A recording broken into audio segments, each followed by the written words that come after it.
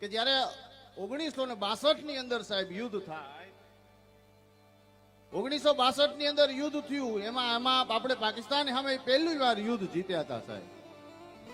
પહેલી વાર યુદ્ધ જીતી ગયા અને પછી યુદ્ધ જીતા પછી એ વખતે લાલ બહાદુર શાસ્ત્રી વડાપ્રધાન હતા દેશના, અને જેટલા સૈનિકો હોસ્પિટલમાં ઘવાયેલા હતા એને એક ને મળવા માટે જ્યારે નીકળ્યા, આમ ધીમે ધીમે નીકળતા હતા, એક ને હોસ્પિટલમાં મળે છે, એક સૈનિકને ખબર અંતર પૂછે છે, એના પરિવારની ખબર અંતર પૂછે છે, એના પરિવારની તપાસ કરાવે છે.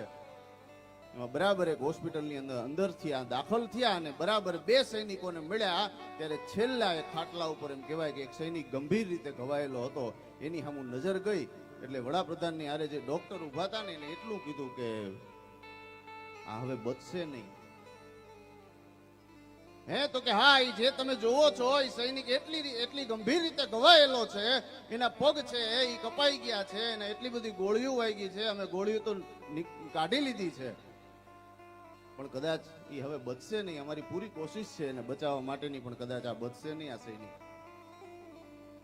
આટલું કીધું એટલે વડાપ્રધાન અહીંયા જાય છે શાસ્ત્રીજી, અને એને 2 હાથ જોડીને એની સામે ઉભા રહીને પૂછે છે કેમ છે તને?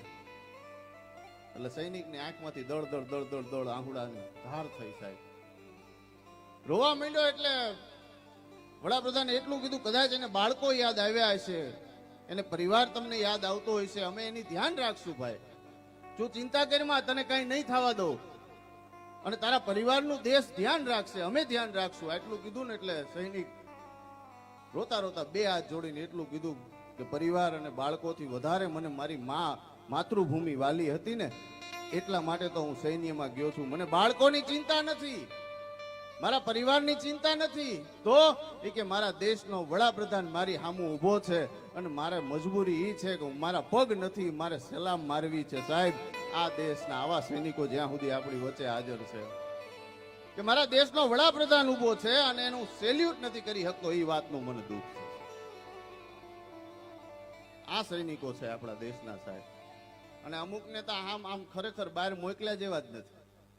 રાજકોટમાં અમારી મિલિટરીની ભરતી ચાલતી હતી, ઓધળો જઈ ચડ્યો, બોલો, ઓધળાઈ જઈને કીધું સાહેબ મને રાખી લ્યો ને. સાહેબ કે તું શું કરે એમ?